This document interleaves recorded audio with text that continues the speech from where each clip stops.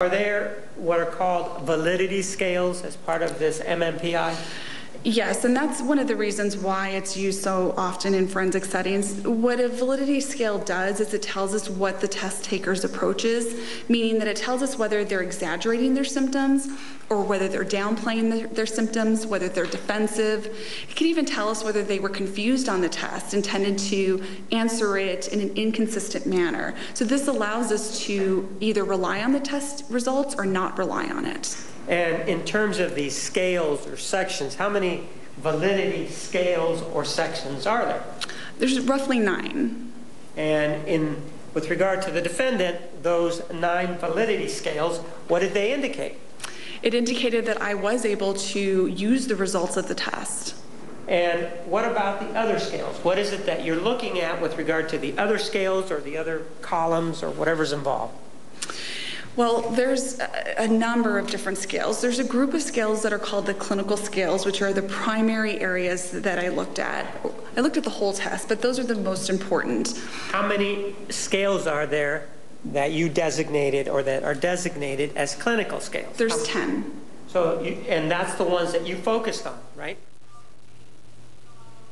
That you designated or that are designated as clinical scales. There's 10. So, and that's the ones that you focused on, right? I looked at all of them, but that's the one I'm discussing now, yes. And why is that one important to you, these clinical scales, these 10 scales?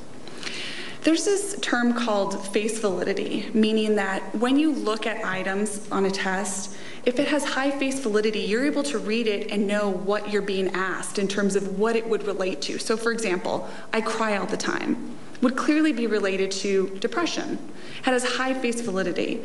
So with this test, it tends to have lower face validity, and the validity indicators capture the test taker's approach for those clinical scales. So it tells me, again, whether they are being honest or not on this test. And these clinical scales with regard to the defendant, what did they tell you, these 10 clinical scales? The results of her MMPI were interesting in that, again, there's 10 clinical scales. What I typically see when I administer this test is that there is 1, 2, maybe even 3 what we call elevations, meaning that their score went above 65. Again, as I mentioned earlier, that's the threshold in which we as psychologists know that it's kind of like a tap on the shoulder that tells us this means it's clinically relevant, that there's something going on in this domain. So the cutoff or the threshold for these scales, these 10 scales that we're talking about, is the number 65, right? That is correct. And if it's above 65, it's something that is worth looking at again because it may indicate something. Is that correct? That's correct. All right, so go ahead. What else did you see? So what I found is, again, there's 10 scales. What I found is that 7 of the 10 scales were above that threshold. The majority of them were above that threshold. So 7 of the 10 were above, of the clinical scales were above the threshold, right? That's correct. So what does that mean to you now that you've read some of the materials, you've then had the clinical interview, you've administered these other tests, and now you're doing the MMPI, and you have this elevation on 7 of the 10 scales or areas. What did that tell you? Because there were 7 scales that were elevated, what that means is there was a lot of data for me to look at. There was a lot of personality indicators, signs of psychopathology that were then present. So the way that that is typically handled when there are that many elevations is that I then examined the top 2 and 3 scales that were the highest. And I was able to interpret those scales into meaningful personality characteristics. So the top 2 or 3 scales that you interpreted, what did they relate to? The top 3 scales indicate that people with this personality profile tend to experience a lot of aggressiveness, hostility, defensiveness. But interestingly, these individuals do a relatively good job on a day-to-day basis of not displaying it to people. So this isn't someone who's walking around consistently hostile, throwing things, where it's visible to other people. Wow, we're going to pause it right there. Huge moment there, right? For prosecutors talking about Jodi Arias, aggressive and hostile, makes her much closer to being a murderer than in the expert opinion of the defense expert, Alice LaViolette. When we come back, we'll press play and watch more of the prosecution psychologist rebutting what the defense expert said. Walking around consistently hostile, throwing things where it's visible to other people, but they're still experiencing those emotions inside.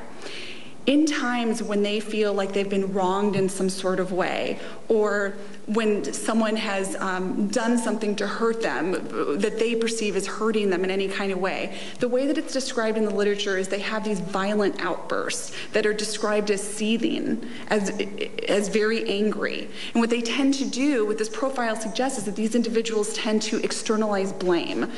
So for example, I acted out this way because that person deserved it. So they externalize it. They say, it's not my fault. I didn't act this way because I have these strong emotions inside. I act this way because someone did something to me. That's how they're able to conceptualize it and justify it in their mind.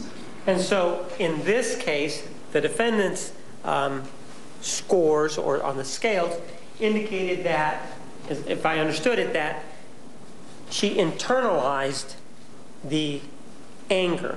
Would that be fair or not? Objection, speculation. This was a Brandt general scale, not specific to Ms. Arias. All right, we're going to take the noon recess at this time. Ladies and gentlemen, please be back in the jury room at 1:25. We will start promptly at 1:30. Please remember the admonition. You are excused. The record will show the presence of the jury, the defendant, and all counsel. Mr. Martinez, you may continue. And ma'am, we left talking about the 3 scales of the MMPI on the clinical portion that you reviewed, correct? Correct, the top 2 and 3. And then you gave us, before lunch, you gave us your impression, not your impression, but your opinion about what those meant, right? Before we left. Are you familiar with the term floating profiles? Yes. And as it applies, does that have anything to do with the MMPI? Yes. What is that?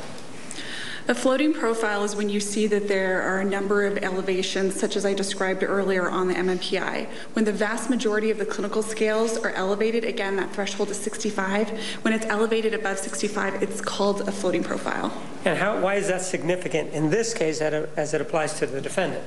A floating profile is commonly seen in individuals who have borderline personality disorder. Right.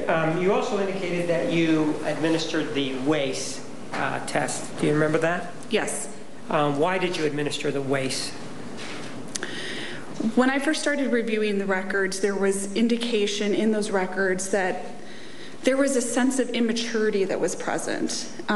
For example, in Ms. Arias' booking profile, the way that she took the picture, she kind of smiled as though it was a high school photo rather than a booking picture that you would typically see. This to me was strange. I found it to be strange and immature. There was also the things that happened surrounding that suggested that there was, again, some immaturity there, such as her parents had indicated that she was described as being happy as hell when they came to visit her in jail.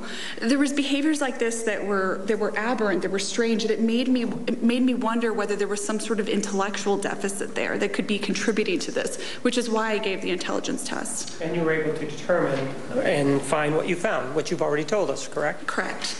As a result of that and the testing that you did you reach a diagnosis or did you have an opinion at that point, or did you do more testing? I conducted the 4 tests that we've already discussed. And after that, did you have an opinion as to what the diagnosis was in this case? After looking at that, taking in consideration her behavioral observations and all of the different pieces of information that I had, yes, I did. And what was that? I diagnosed her on Axis 2 as borderline personality disorder. What does that mean? Generally, borderline personality disorder, you can think of it similar to what we see in teenagers often. This sense of immaturity and what's called emotional lability, and I'll talk about that in a little bit. But generally, it's about instability. There's unstable interpersonal relationships, unstable emotions, and an unstable sense of identity, meaning who am I as a person? There's this constant fluctuation. There's a lot of manipulation that's involved with people people who have borderline personality disorder and a large sense of immaturity. You can, again, think about a teenager. One of the items that's been talked about is the DSM-4 and TR. Do you know what the DSM is? Yes. What is it? It's a diagnostic and statistical manual, which is information that we use.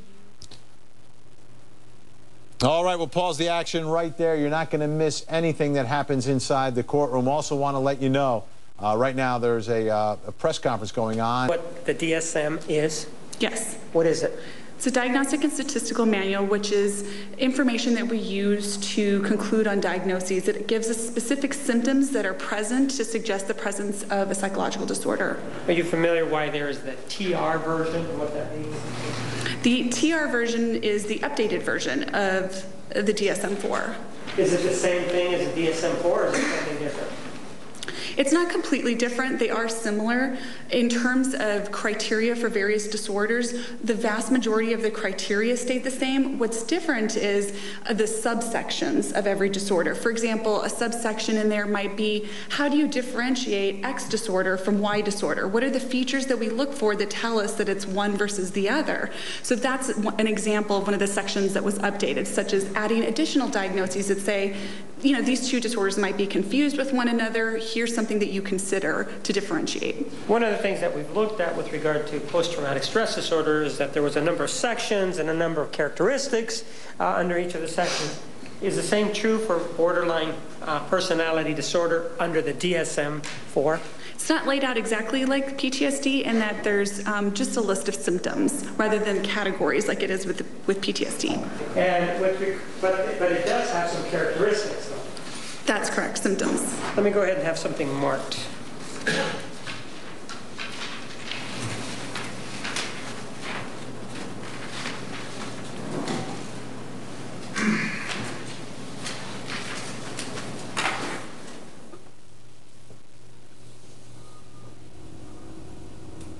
This is a copy of the DSM. And this is a copy of the DSM-4 involving what? This is the DSM-4 TR involving the diagnosis of borderline personality disorder. If I may have that back. Does it also include the diagnostic criteria? Yes. And do you know those off the top of your head, or will this refresh your recollection as to what the diagnostic criteria is? I know them off the top of my head, but I think it would be helpful to have it. Right. Go ahead and take a look at 6.2 and let me ask you about it. Once you reviewed it, what is the first criteria that DSM-4 lists for a finding or a diagnosis of borderline personality disorder? It's called frantic efforts to avoid... Without reading it. If you need to read it, sure. read it now. I don't need to read it. Okay. What's the first one in that? Efforts to avoid Judge, may we have the overhead?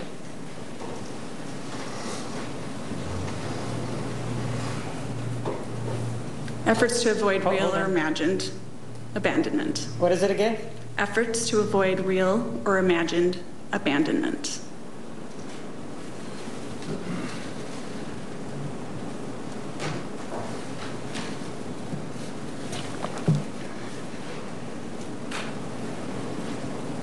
So that's the first one, efforts to avoid real or imagined abandonment, correct? Correct. And in this particular case, what did you find as it applied to that? In the case of Miss Arias, I found that this was a symptom that was characteristic of her. Why is that? Explain to me how you found that. First, let me explain fears of abandonment. As humans, we don't want to be alone. That's part of human nature. What we find in people who have borderline personality disorder is that they have a very strong desire to be attached and to be close to people. They have a terrified feeling of being abandoned by others. So what we see when I'm looking for symptoms when I'm looking for signs of the symptom, I'm looking again for a pattern that has happened over time. In terms of this, what we see in people with borderline personality disorder is that they engage in behaviors to try to keep people